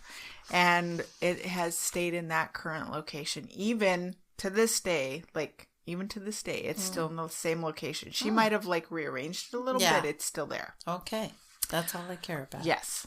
Yeah. Don't fuck with Dolly's rose garden. She'll haunt the shit out of you. She felt like it was a gift to the first ladies that were to come. So I think she took issue with that. Like, bitch, I put this here for you. And we don't get anything. And just one little rose garden. Yeah. It's like a symbol. Leave it where it is. Yeah. So yes, it's still there. And this isn't the only place that Dolly Madison frequents in her afterlife. So I'm not going to go into that because it's not in the White House. But if you guys want to know and you're curious, Google Dolly Madison because there's a few other places. Is it a place that YouTubers can go? I think maybe. Yeah. It's not the White House. No. Yeah. Then there's the Rose Room, which was Andrew Jackson's bedchamber, and it's believed to be one of the most haunted rooms in the White House. Old Hickory has been heard cursing. Ooh. Old Hickory. He's been heard cursing and letting out a guttural laugh. Mary Todd Lincoln, who, by the way, is known for holding regular seances thereafter her son Willie died. Oh, yeah. And I really want to get into more of... She just needs her own segment. Yeah. Mary Todd Lincoln. Yeah. Yes. I know. She was... she held that man together. Yeah, she did. And still had to go through her own shit, too. Yeah, because she lost 2 sons. One before they got to the White House, and Willie when they were actually in the White House. And then lost her husband. All of them, tragically. Yeah. Yeah. Well, and then she had 1 son left who kind of sounds like he ends up committing her. Oh, really? Yeah. Oh, I didn't know because of that. her beliefs. Oh. Yeah. What if the afterlife? What if I'm her reincarnated? What if you are? Oh, I don't know. I could be. So yeah, I think she deserves her own hour, 45 minutes, whatever. Oh, we should do her and channel her. She claims to have heard Andrew Jackson. Yeah, you should. We should totally do it. You should totally do it. Yeah. I feel like you should channel Abraham Lincoln. Listen, Tupac came through. Dude, if you can channel Tupac, you can channel this guy. He is dead. Yes. For those of you that... Tupac did... I know nothing about Tupac. And one day, I just decided I'm going to try and see what happens. And then I'm telling my kids, like, hey, does Tupac do this? Does he have that? Does he have this on his... And they're like, Mom, you know. I'm like, how do I know that? Right. It was pretty badass. Anyway, okay. And go. We're going to channel these people. It should be said, she also claims to have heard Thomas Jefferson playing his violin in the Yellow. She was definitely... She was psychic. I think she had some psychic... That's why I'm saying we need to, have our own little segment on her. Yeah. All right. William Henry Harrison, the 9th president, who had the unfortunate honor of being the first president to die in the White House. He only served 32 days. Oh, no. After he was inaugurated. That's so sad. Yeah. And I think all because he just decided he didn't want to bundle up when it was really cold outside. So he got sick? Yeah, he got sick and he died of pneumonia. Oh. But famously, I think that it was because he didn't dress warmly. He apparently rummages through the attic looking for something. He also has maybe his winter coat. He's also been seen. His apparition takes on a blue glow, and sounds of his hacking cough often accompany his sightings. David Burns has also been encountered in the attic as well. Okay. Let's see. Then there's the ghost of a young British soldier who has been seen on the premises by several people. He is believed to have been killed on the premises that August night in 1812 when the British set fire to the White House. I don't know if it was actually 1812. I don't know, but he's probably during not the War of 1812, yeah. One young couple who occupied the bedroom on the 2nd floor in 1953 asked the next morning if they had slept well, answered, no, motherfuckers. The wife would not say anything more. Her husband confided to White House staff members that his wife had kept him awake all night. She kept telling him that there was a British soldier at the foot of their bed who had a flaming torch in one hand and was trying to set the bed afire. Oh, what? Yeah. I mean, apparently still trying to carry out his last orders. Oh, so to me, that's where people say residual energy. That's kind of like they relive the moment over and over. Right. And interestingly enough, I didn't put it down here, but I don't think he's been seen again. So before I get to the most famous White House ghosts, I want to discuss another unnamed White House ghost referred to as the Thing. Oh, that's terrifying. It is terrifying, but after you hear this, you won't understand why he's called the Thing. Oh, okay. He haunted the White House in 1911. A military aide, Major Archibald Butt, B-U-T-T, Archie Butt, wrote to his sister Clara and said, "It seems that the White House is haunted. The ... The ghost seems is a young boy. From its description, I should think about 14 or 15 years old. They say that the first knowledge one has of his presence of the thing is a slight pressure on the shoulder, as if someone were leaning over your shoulder to see what you might be doing. He's just curious. I don't know why they call him the thing. They know that he's a 14, 15-year-old boy. He's just a sweet boy. When Butt repeated the staff's gossip about the thing to the president, Taft flew into a towering rage. Oh, dear. He thinks it will be a very serious thing to have the story get out among the people of the country. So Taft ordered Butt to tell the White House, said Butt. Shut your ass. Shut your ass, Butt. To tell the White House housekeeper that the first member of the staff to repeat stories about the thing would be fired. Oh, so he called it the thing so he didn't have to call it a ghost. He started it. Probably. Excuse me. He started it as the thing so he didn't have to admit it's an actual. Because if he would have said it's a ghost, then that rumor would have been like, there's a ghost here or a spirit. So calling it that thing means we don't know what it is. So just don't talk about that thing. Right. That thing. Wink, wink. That thing. That thing. Oh, okay.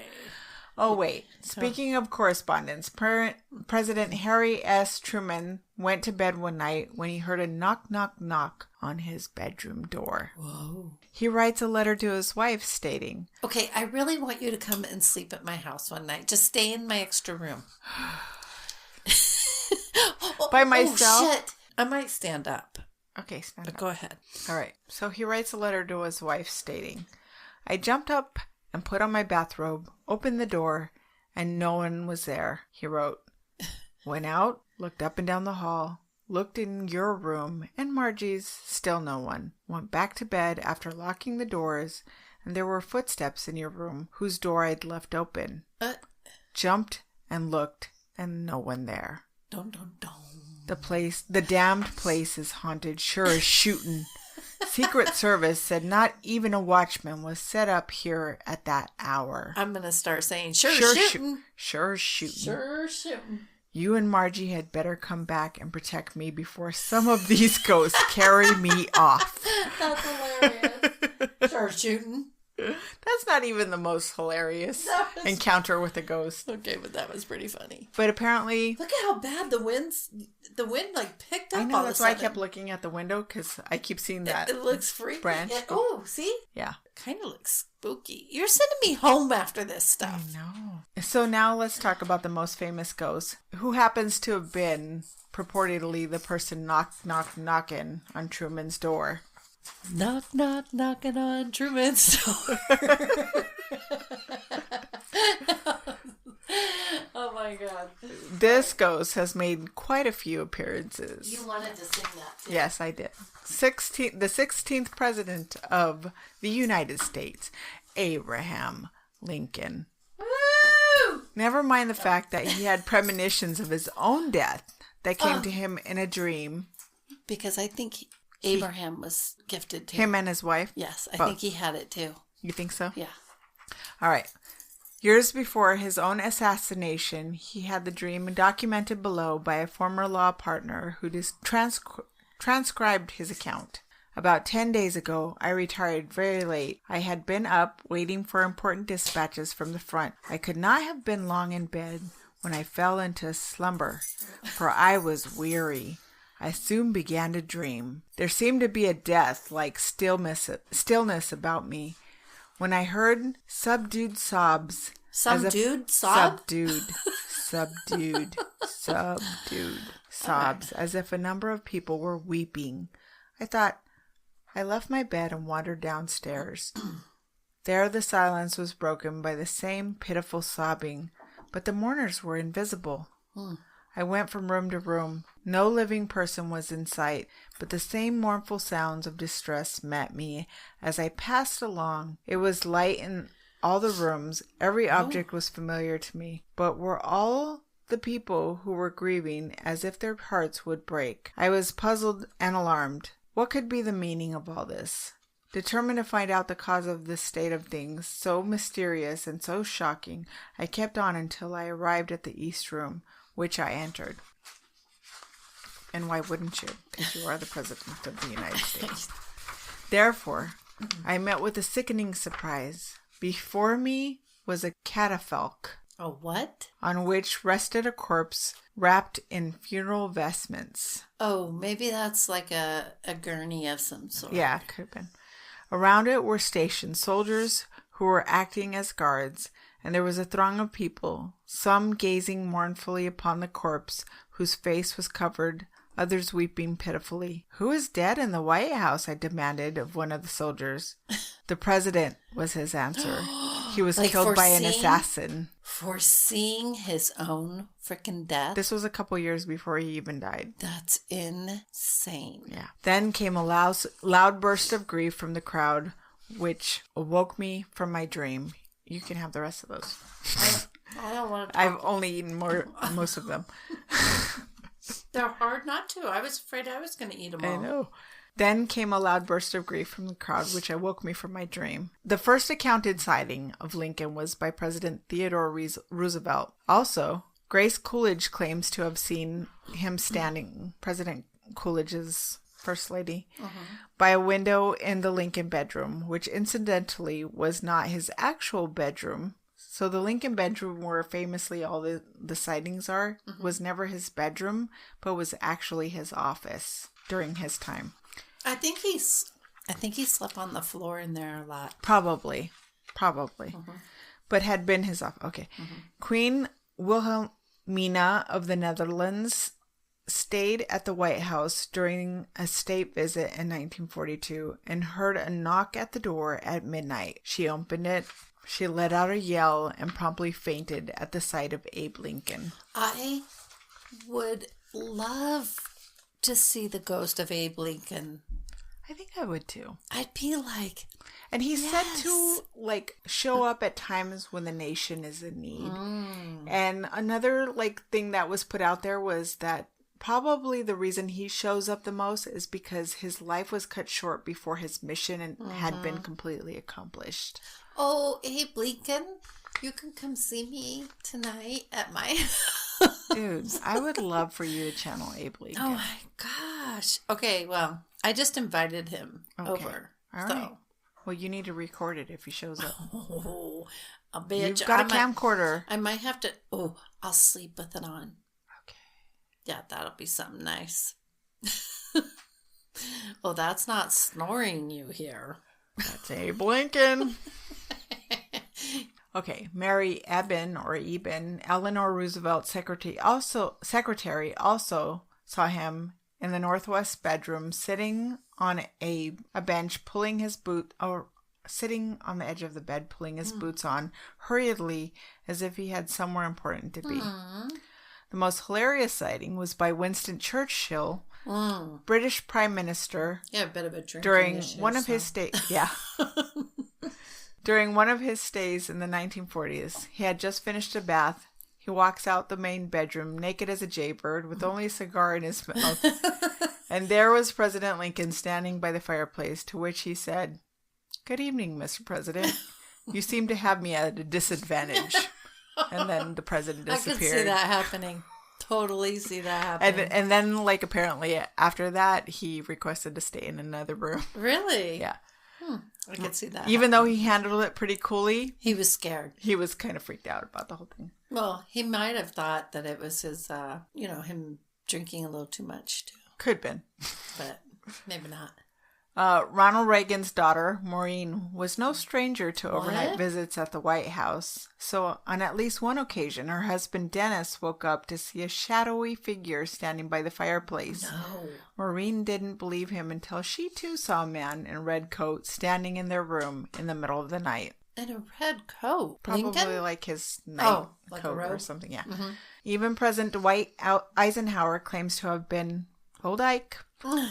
claims to have been walking down a hallway when he spied a figure coming toward him. After a moment, he realized it was Abraham Lincoln. Listen, he's like, it's the people's house and I'm hanging out here. Yep. Tony Savoy, White House operations foreman has said that he was working on the second floor of the residence in the early 1980s when he happened upon a snazzily dressed Lincoln wearing a pinstripe suit.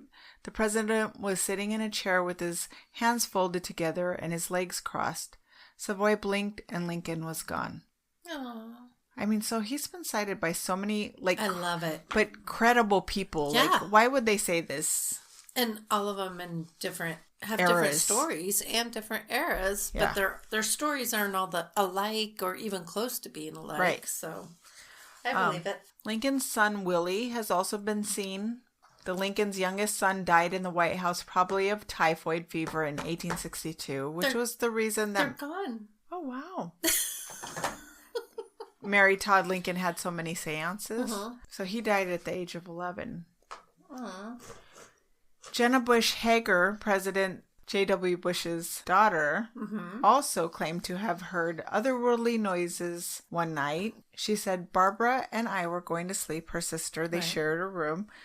Our rooms were right next to each Our rooms were right next to each other, and it was in college when people would call late. So our phone rang, and I woke up, and all of a sudden, we heard 1920s piano music, clear as day, coming out of the fireplace. No, okay. I'm okay with not hearing something like that. Yeah. She explained, but she didn't feel anything malicious or anything. Like, they never felt any, like, negative. And I was like, surely it was the cat or something. Yeah, the cat. Yeah, cat's meowing in tune. We had to pretend in the middle of the night, but you could feel the music coming out of the fireplace. Former First Lady Michelle Obama, too, opened up about her paranormal experience within the White House. In 2009, Michelle revealed that both Barack and she were awakened by loud noises coming from the hall. The couple used to hear strange sounds coming from the drawing hall. When they would go to look for it, there was nothing there, just silence. Other members of the house had experienced a sensation of someone chewing up their feet in the middle of the night. And this was reported by many staff members. Chewing up their... This was during the Obama era. I'm assuming some of that's like by her mom or the girls, maybe. I don't know. Chewing up their feet? Something like chewing it. And... Like, I think, taking a little nibble on their toes? I think I did hear that there had, like, somebody's dog had passed away in the White House. Oh, so like it's an animal. Okay. Yeah. I'm sure there was a lot of animals. Are you done? Wait. I am done. I was having so much fun. Okay. I'm done. You like that? I could go on. Yeah. Well, you know what? There was way more than that, but that was what I could fit in there. It wasn't even that long. Yeah. That was good. I loved it. That? Yeah. But a good story doesn't seem like it's very long. So anyways. That was excellent. It was kind of political, but not political. No. Yeah, it was just kind of fun. Nothing about the Who knew? I didn't know that it was that haunted. I didn't know that. I had no idea. I mean, think of how many lives have been through that house. Yeah. How many? Like, think of all the people that live there. Live there and work there. Yeah, exactly. Presidents' wives, their children, the staffs, their... Staff live there? Yeah. I didn't know that. Not the cabinet members, but like... No, but like... Yeah. Well, like maids and stuff. I guess back in... Yeah. Okay, that makes sense to me. Yeah. So good. That was good. You like that? I did. I'm pleased with our stories, if I don't say so myself. So... we're also slightly buzzed, so, we're just patting ourselves on the back. Share, like, follow, tell a friend. Call somebody. Tell them what a great podcast this is. And we will let you know as soon as we get that footage out. We're going to put it on YouTube. So we'll probably give you guys some clips. On YouTube? The footage of our ghost hunt? Yeah. It's going on YouTube. I thought it was going on our... Okay. This one's going straight to YouTube. YouTube. I mean, that's what I think we should do. Yeah. Put it on YouTube. But we will have a blooper reel that will be going only on our Patreon. People. Yes. That's worth whatever amount you want to give a month. Exactly. We had quite a few experiences in the few hours that we were there. I mean, we were there from like 11 to like 3:30, right? Yeah, 3:30. Yeah. I know I didn't go to sleep until 5 or later. Yeah. I was pretty worthless the next day. Okay, but it was fun and it went fast. Yeah. I mean, just that time being there, it's almost like we needed. It was a good practice run. There's still some stuff we gotta work out. But like we need we have some stuff we need to do. Yeah, we do need night vision. Mm-hmm. Anybody got a night vision camera they want to give us? Want to donate a night vision camera? Maybe. Anyway. Yeah. Okay. Well. I do want to give a shout out to a fellow podcaster that's out there that is dealing with COVID right now, him and his wife. And I'm not going to put a name out there, but hey, we're rooting for you. Yes, we're thinking of setting you healing vibes. You know, you got this, dude. Yes. And it's real, everybody. Yes, it hasn't gone away. No, it's amazingly, it's worse. Yeah. We are having a bout, which, again, fucking save toilet paper for the rest of us, people. I am going to announce the names of those I see hoarding frickin' toilet paper. Nobody's going to let you see their toilet paper stash. Yeah, don't let me at your house. Hide it behind locked doors. Don't let me at your house. Don't let me at your house. All right, guys. So if you want to just shoot us an email, if you guys have any suggestions or have a story that you want to share with us, we are on tipsytalespodcast@yahoo.com. You don't want to listen to us on the different podcast mediums. We're also on YouTube. And do us a favor and just head over to YouTube anyways and hit like and subscribe. Yes. And if you happen to be listening to us on Apple Podcasts, hit like and subscribe as well. That helps. It matters. It really matters. It really matters. Because then pretty soon we can go like this. And we're taking a potty break. And here is a message from our sponsors. And it's probably going to be like, Pothic wine or something. Is that the name of it? Deadly Sevens. Is that it? Depends. 7 deadly sins? I don't know. I don't know. It could be 7. Oh, do you like 7 and 7? Wow. Do you like Crown Royal? We both. All right, listen. Just saying. All right, guys. Well, thank you for tuning in. If you've made it this far. Hey. Congratulations. You are the lucky winner of making it this far. All right, guys. That's what? Oh, I don't know. I was going to say, I'm Carlene. And I'm Alma. Good night. Good night.